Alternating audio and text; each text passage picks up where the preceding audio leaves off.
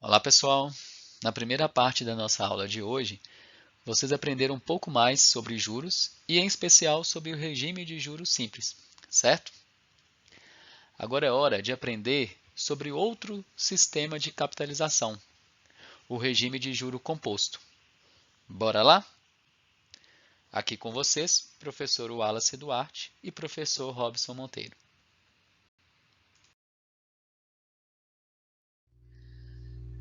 Pessoal, como eu falei, além do regime de juros simples, vocês vão estudar o regime de juro composto, que é também conhecido como regime de capitalização acumulada.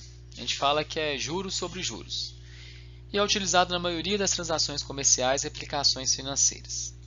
Então, olha só, o montante de uma aplicação no regime de juro composto, ele pode ser obtido aplicando sobre o capital C uma taxa de juros I sucessivas vezes durante aí um certo período de tempo. Então, observe que é diferente do regime de juros simples.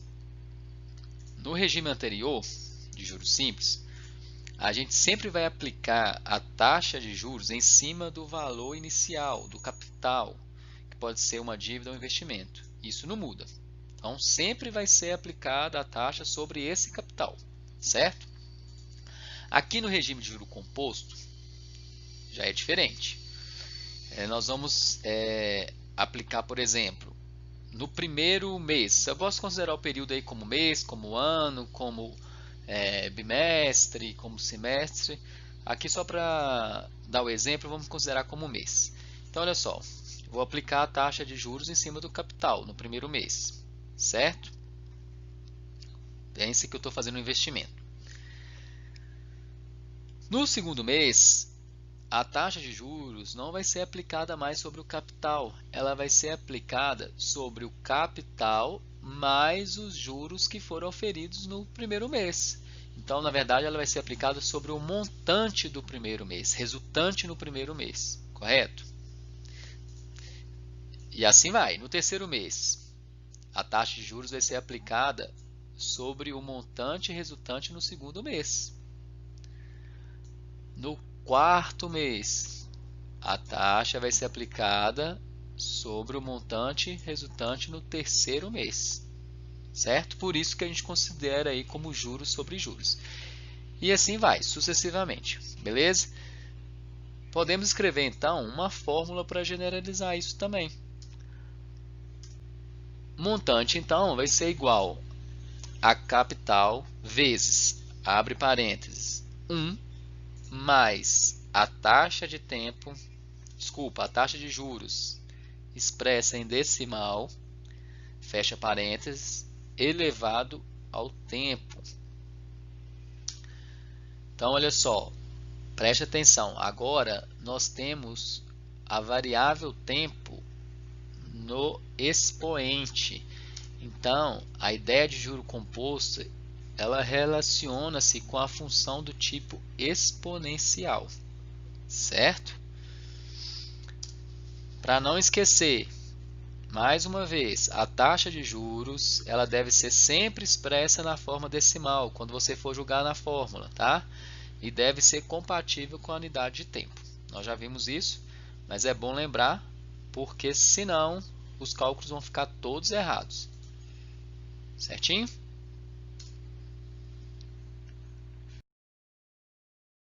Então, pessoal, eu trouxe aqui um exemplo para a gente comparar os dois sistemas, o regime de juros simples e o regime de juro composto. Estou chamando de exemplo 4 para dar sequência aos slides da aula lá de juros simples, certo? Considere então a aplicação de R$ 1.000 a uma taxa de 5% ao mês por 4 meses. Após esse período, qual será o montante no regime de juros simples e qual será o montante no regime de juro composto? Então, o capital é R$ 1.000, a taxa de juros é 5% ao mês, que é igual a 0,05, e o tempo de aplicação, 4 meses. Já trouxe os cálculos aí nessa tabela, preenchi a tabela com os dois cálculos, correto? Então, olha só, estou usando a fórmula.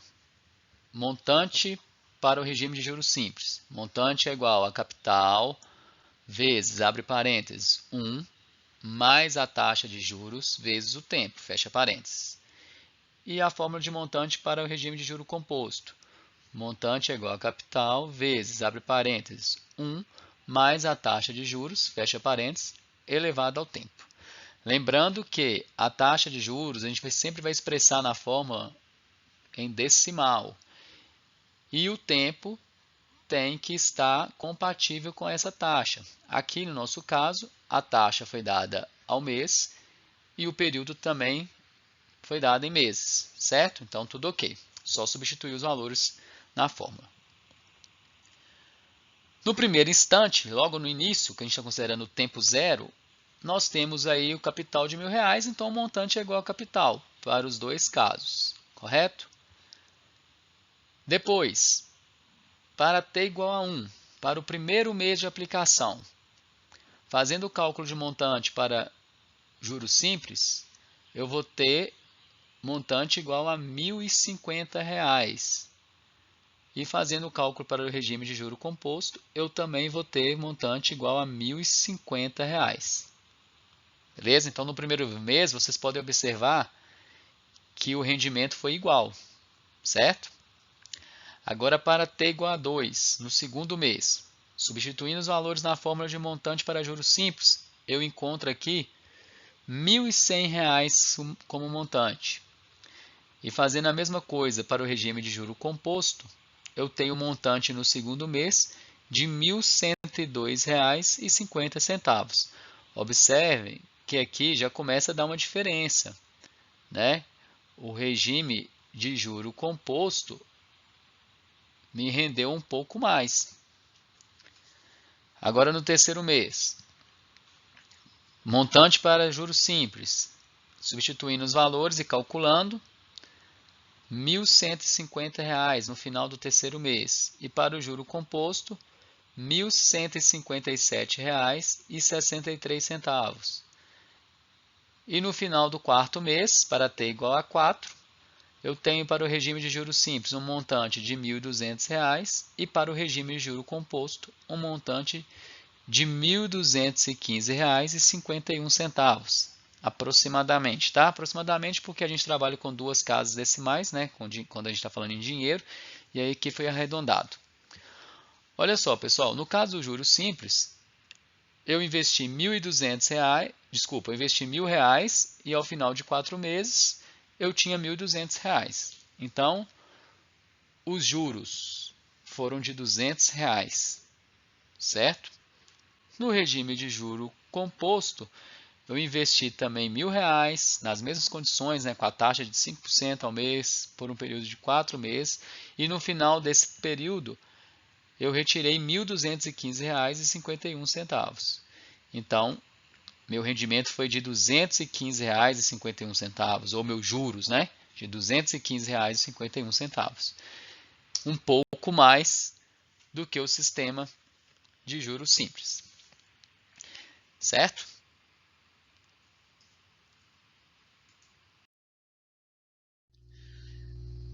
Então, pessoal, nós podemos colocar num gráfico, né, ou podemos representar geometricamente a variação do montante em função do tempo, tanto no regime de juros simples quanto no regime de juro composto. Está aí o gráfico que eu coloquei para vocês fazendo essa representação. Nós vamos fazer a leitura desse gráfico. Observe só a curva gerada aqui no sistema de juros simples. É uma curva linear, é uma reta e sempre vai ser assim, tá? O montante no regime de juros simples vai formar uma progressão aritmética, uma PA. Já no sistema de juro composto, o comportamento da curva ele é exponencial, tá vendo? Como ele é exponencial, nós formamos aqui uma PG, uma progressão geométrica. Tá aí então a comparação, né, a diferença aí das curvas geradas pelos dois sistemas. Aí eu pergunto para você, o regime de juro composto então é sempre mais vantajoso? Será? Pessoal, vamos praticar um pouco mais aí operações com juros compostos. Olha só o exemplo 5. Após um período de um trimestre e uma taxa de 4% ao mês, o montante de um empréstimo era de R$ 560. Determine o capital no caso em que o regime seja de juro composto. Então a situação é a seguinte. Uma pessoa, por exemplo, foi a um determinado banco, pegou um dinheiro emprestado a uma taxa de juros de 4% ao mês. Ao final de um trimestre, ela pagou o seu empréstimo, pagou um valor de R$ 560. Então, o problema é saber quanto que essa pessoa pegou emprestado. Nós temos a taxa de juros de 4% ao mês, que é o mesmo que 4 centésimos. O tempo de aplicação é igual a um trimestre.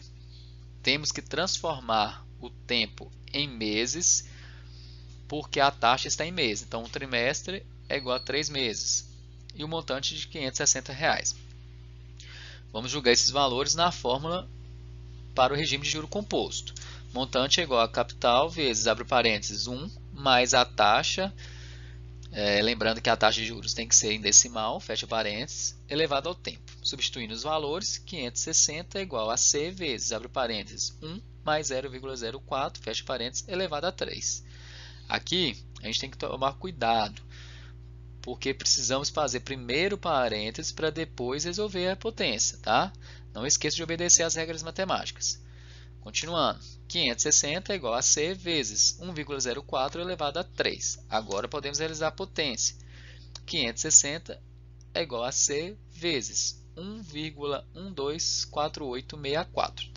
Então, olha só, 1,04 elevado a 3, lembrando, não é 1,04 vezes 3, é 1,04 vezes 1,04 vezes 1,04, que resulta nesse número aí com várias casas decimais. Vocês não podem arredondar esse número por enquanto, porque senão dá uma diferença no final. Tá? Pode ser uma diferença de centavos, mas ela vai ocorrer. Então eu deixo para arredondar só no final. Continuando aí. 560 dividido por 1,124864 é igual ao capital. Fazendo a operação, a gente encontra 497,837. Aqui nós vamos deixar duas casas decimais, porque a gente trabalha com dinheiro, né, com duas casas decimais. Então, arredondando, nós temos então o capital aplicado era de R$ 497,84. Beleza? Exemplo 6. Sob o regime de juro composto, um capital de R$ 1.200 foi investido a uma taxa de 3% ao mês, pelo prazo de 3 anos. Calcule. Letra A. O montante após o período de aplicação. Então, vamos lá. Retirando os dados. O capital de 1.200, a taxa de juros de 3% ao mês, que é o mesmo que 3 sobre 100, que é igual a 0,03. O tempo de aplicação, 3 anos. Transformando aí para ficar compatível com a taxa, 3 anos é o mesmo que 36 meses. E a gente quer descobrir quem é o montante no final dessa transação. Aplicando a fórmula e julgando os valores, nós temos que montante é igual a 1.200 vezes, abre parênteses, 1 mais 0,03, fecha parênteses, elevado a 36. Resolvendo as operações primeiro que está dentro do parênteses, temos que o montante é igual a 1.200 vezes 1,03 elevado a 36. Usando aí a calculadora para resolver a potência, nós temos que 1.200, que o montante é igual a 1.200 vezes 2,898278328. Mais uma vez, estou trabalhando com todas as casas decimais aqui. Por enquanto não posso arredondar, certo? Fazendo aí a multiplicação, o montante é igual a 3.477,933. Agora sim eu vou arredondar. Então, o montante após o período aí de aplicação, o período de 36 meses, é igual a R$ 3.477,93, certo? Pessoal, ainda no exemplo 6, vamos resolver a letra B. Calcule a taxa de juros anual equivalente para esse capital. Olha só, resgatando o que a gente fez lá na letra A, no slide anterior. Nós calculamos o montante, achamos o montante de uma transação, que foi um investimento de R$ 1.200, aplicado a uma taxa de 3% ao mês, pelo prazo de 3 anos. Certo? Agora a gente quer calcular qual que é a taxa de juros anual equivalente a esse caso aí, a essa transação. Ah, professor, então é só pegar 3% e multiplicar por 12, que a gente vai achar 36% ao ano. Não é simples assim. Nós não estamos tratando de juro simples, que o regime é de juro composto. Então, olha só, o que nós vamos ter que fazer? A gente sabe que o capital é 1.200, a taxa anual nós estamos procurando, o tempo de aplicação foi dado, 3 anos, e o montante nós achamos no slide anterior. Calculamos lá na letra A, encontramos o valor de R$ 3.477,93. Então, basta jogar todos esses dados na fórmula de montante para juros compostos. Montante é igual a capital vezes, abre parênteses, 1 mais a taxa de juros, fecha parênteses, elevado ao tempo. Então, substituindo os dados, temos R$ 3.477,93 igual a R$ 1.200 vezes, abre parênteses, 1 mais a taxa de juros, fecha parênteses, elevado a 3, 3 anos. Olha só, como a gente quer isolar a variável i, nós vamos passar o 1.200, que está multiplicando a expressão 1 mais i elevado a 3, para o outro lado da equação. E a gente vai passar dividindo. Então, R$ 3.477,93 dividido por 1.200 é igual a 1 mais i elevado ao cubo, certo? Resolvendo a divisão, temos 2,9 é igual a, abre parênteses, 1 mais i, fecha parênteses, elevado ao cubo. Aqui, pessoal, para eu extrair, tirar o expoente 3 da minha variável, porque eu preciso isolar a variável i, basta eu aplicar a raiz cúbica dos dois lados da equação. Então, aplicando dos dois lados da equação, eu vou ter raiz cúbica de 2,9 é igual a 1 mais i. Ah, por que 1 mais i? Porque quando eu aplico a raiz cúbica de, abre parênteses, 1 mais i, fecha parênteses, elevado ao cubo, eu posso cortar, vai anular. O expoente 3 da minha potência vai anular com o índice 3 da minha raiz. Então, vai sobrar 1 mais i. Seguindo aí, a raiz cúbica de 2,9 é 1,426. Isso igual a 1 mais i. Isolando a variável i, vou passar então o 1 para o primeiro membro da equação. Como ele está somando, eu passo subtraindo.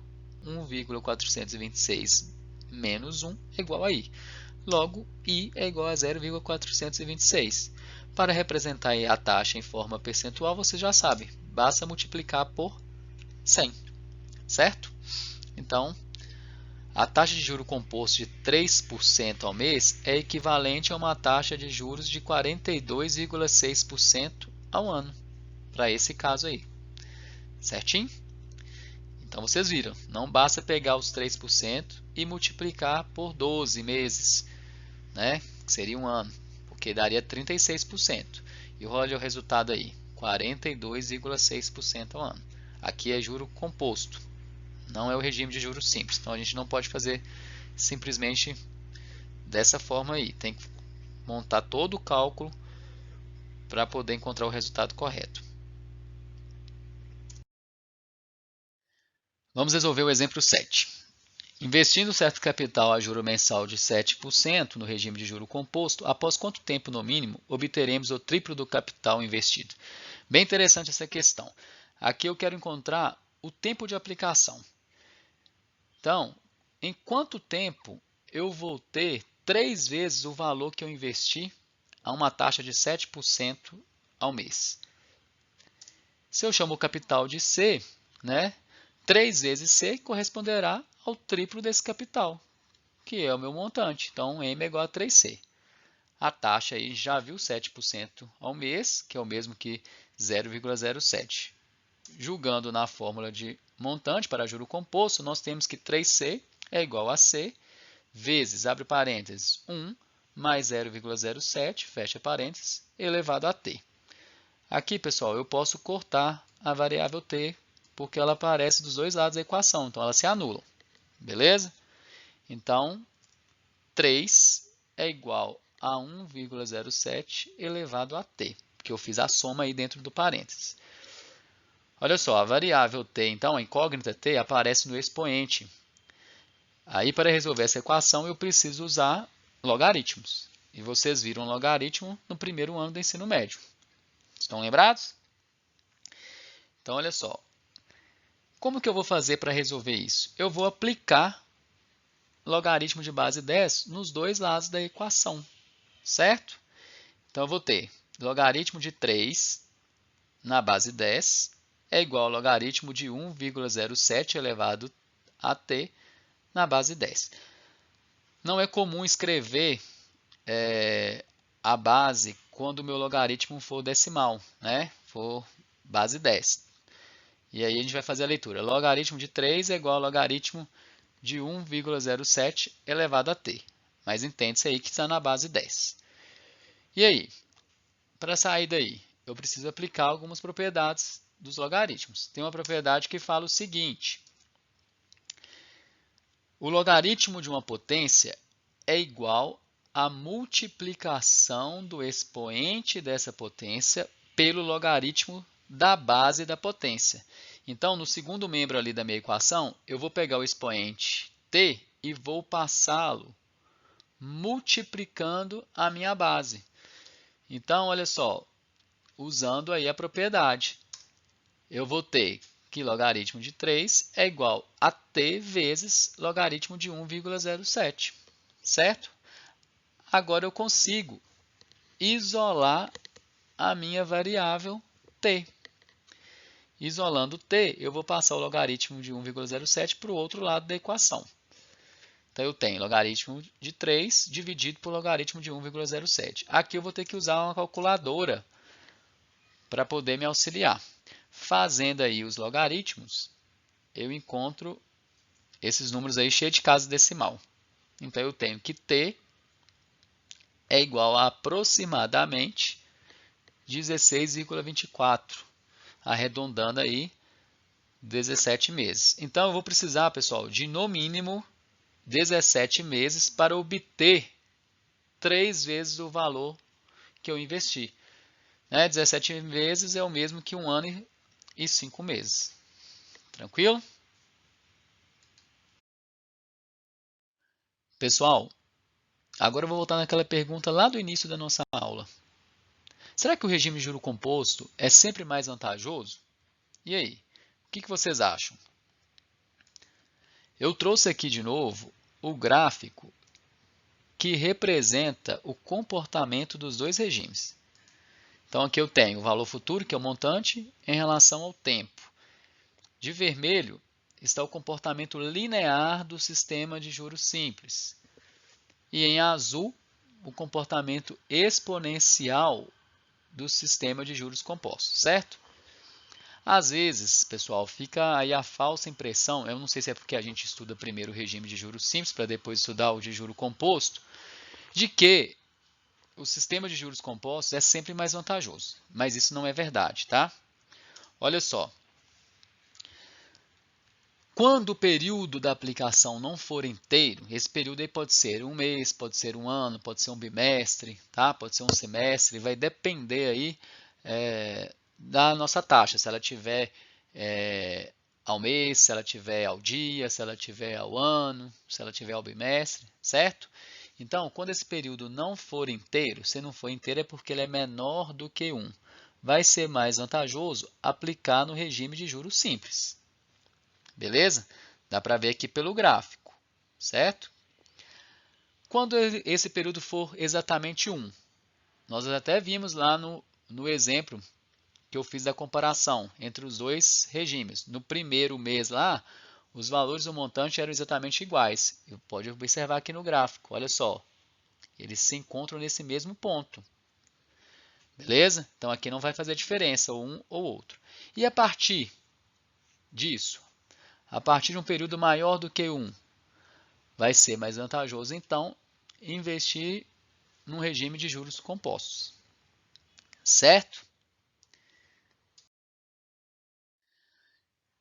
Então é isso, pessoal. Hoje aprendemos sobre regimes de capitalização. Vimos na aula anterior sobre o regime de juros simples e aqui sobre o regime de juro composto. Vamos relembrar? No regime de juro composto, a taxa de juro I ela vai incidir sempre sobre o montante acumulado até o período anterior. É o que a gente chama de juros sobre juros. Certo? E não esqueça, para encontrar o valor de juros, basta fazer a diferença entre o montante e o capital. Agora é com você. Espero que tenham gostado e aprendido muito com a aula de hoje. Bons estudos e até a próxima. Tchau, tchau.